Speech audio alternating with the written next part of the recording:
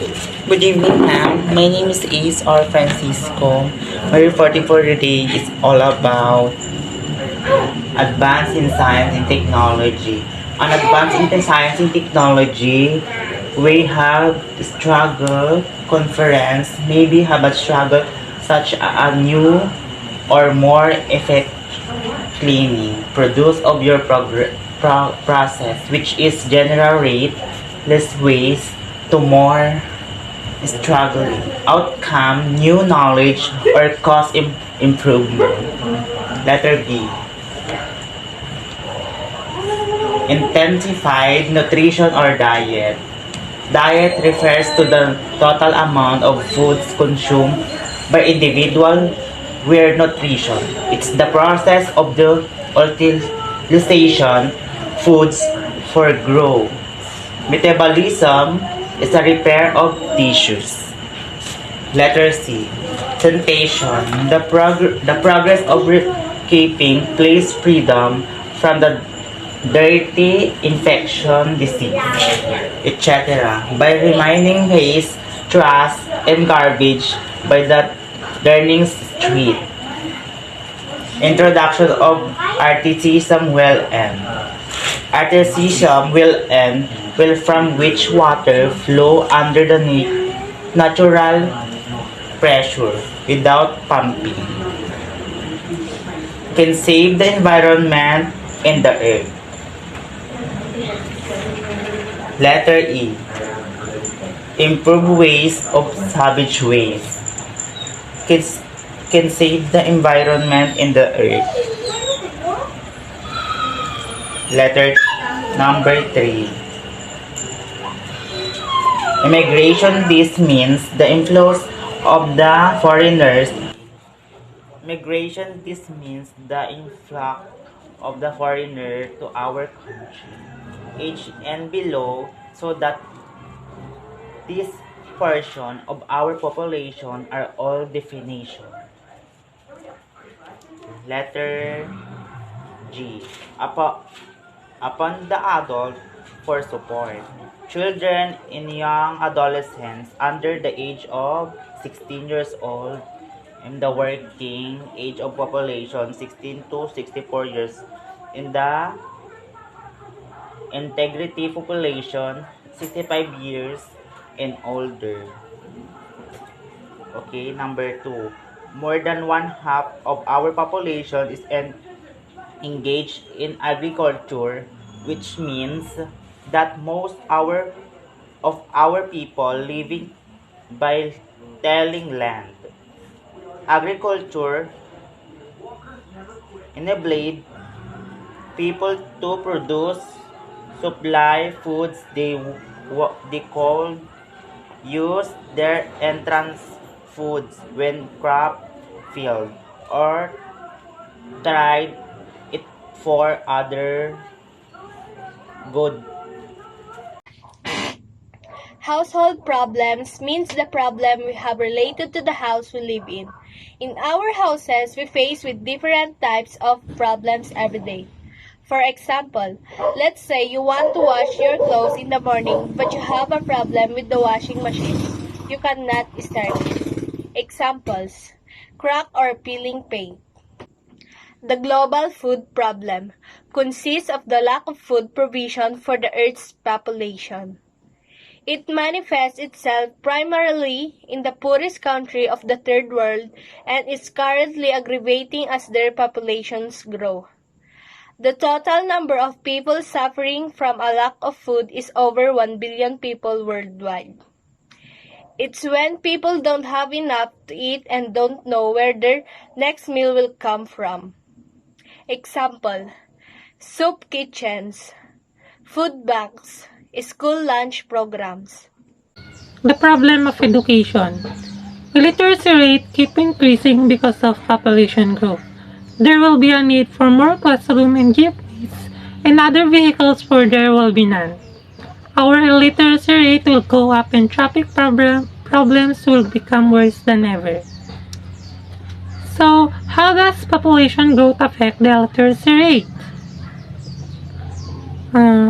Population growth can have significant impact to the illiteracy rate, lalong-lalo na sa pamamagitan ng mga epekto nito sa mga sistema ng edukasyon. So, why is the traffic problem can affect the illiteracy rate rise?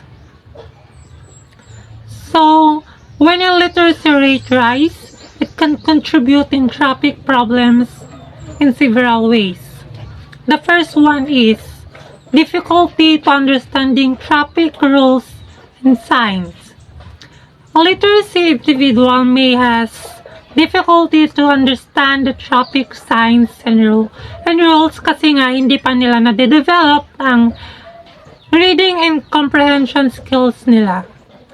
Kasi we all know naman na ang traffic is naka-rely siya sa symbols, colors, and words na nagko-convey ng important information about sa road. The problem of unemployment. Unemployment has been very serious problem in the Philippines. With the rapid growth, there will be a need for opening more jobs to check unemployment.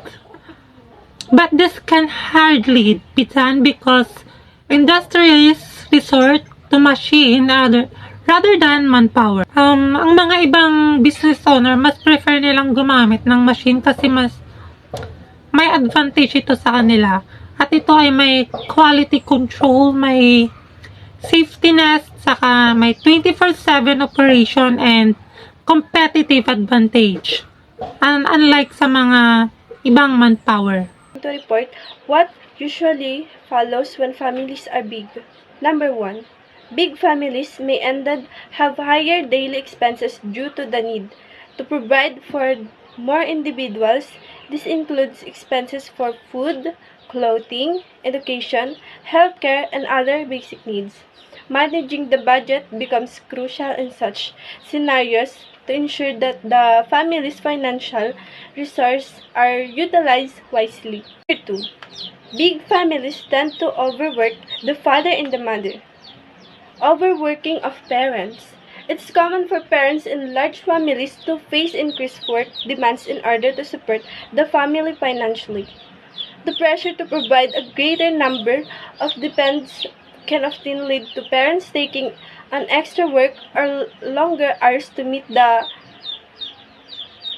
family needs. This can lead to challenge in finding a balance between work and family life, as well as potential impacts on the well-being of the parents. Number 3. Big families mean more mouth to feed. Increased food consumption with more mouths to feed. Larger family naturally require larger quantities of food to sustain everyone. This necessitates careful meal planning and budgeting to ensure that all family members receive adequate nutrition with placing undue strain on the family resources. Number 4.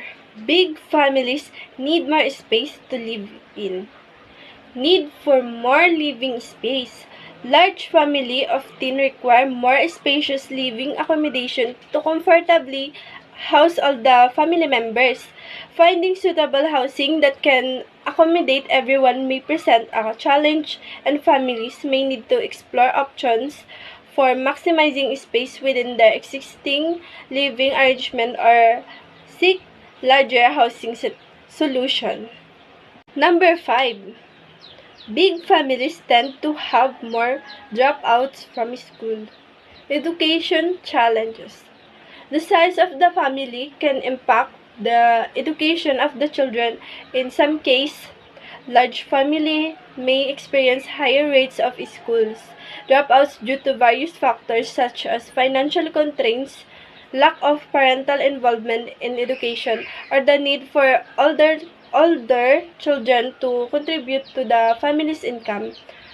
Overcoming this challenge may involve providing educational support, ensuring access to resources, and promoting an environment that values learning for all families members. So, in summary, the dynamics and challenge faced by large families are diverse and multi-phase, requiring careful consideration and proactive approach to managing resources. providing support, and fostering a cohesive family environment. Each family, regardless of size, possess that capacity to address and overcome this challenge with truthful planning, mutual support. About urban migration.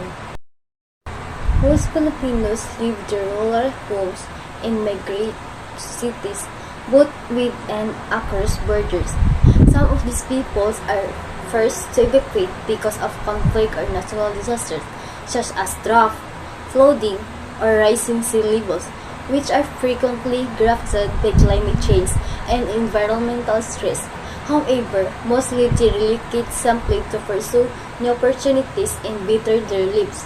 Rural-urban migration implies to the people that they will find more job opportunities there because these people in rural population are especially vulnerable to migration pressures because their livelihoods are based on agriculture. Since a lot of people are migrating to urban areas, it leads to congestion. A recent study by the Asia Development Bank tagged Metro Manila as the most congested city in Asia, and it is based on facts. This overcrowding in Metro Manila is caused by a variety of factors, including an increase of migrants from the provinces searching for a better paying job. As a result, these individuals who are unable to find work in order to support themselves and their families will turn to committing crimes such as stealing. Slums and poor housing are serious issues that affect many communities around the world. These areas are characterized by inadequate living conditions, lack of basic amenities, and overcrowding. Slums often lack proper sanitation, clean water, and access to healthcare, making them hotbeds for disease and poverty. One suggestion to address this issue is to focus on urban planning and development by improving infrastructure and creating affordable housing options. We can help uplift these communities and provide better living conditions. Additionally, investing in education and skill development programs can empower individuals to escape the cycle of poverty and improve their living standards. It's about family planning and population planning activities. Population planning activities. Ang malakihang aktibidad sa pagplano ng pamilya ay mayroong ginawa ng ilang mag-asawa noong unang bahagi ng dekada, ngunit hindi ito gaanong ginagamit. Ito ang naging alalahanin ng ilang organisasyon ng pamahalaan dahil sa kapansin-pansing mabilis na paglawak ng populasyon. Example, education and awareness. Ang mga pamahalaan at organisasyon ay nagsasagawa ng mga hakbain upang turuan ang mga komunidad tungkol sa mga benepisyo at pagplano ng pamilya, kalusugan ng reproduktibo at responsableng magiging magulang. Family planning.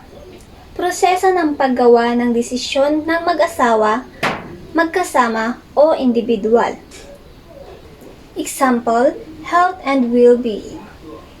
Ang pag-access ng mga serbisyo sa pagplano ng pamilya ay tumitiyak ng mga individual ay may paraan upang maiwasan ang mga hindi sinasadyang pagbubuntis at maiwasan ang mga nag-uugnay sa panganib ng pamilya.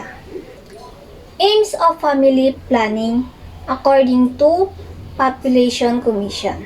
Upang itaguyod ang malusog, masayang pamilya at gumawa ng posibleng higit sa kasiyahan sa buhay pampamilya para sa magulang at mga anak. Example, gender equality and women's empowerment. Maraming patakaran sa populasyon ang nagbibigay prioridad sa pagkapantay-pantay ng kasarian at pagbibigay kapangyarihan sa kababaihan.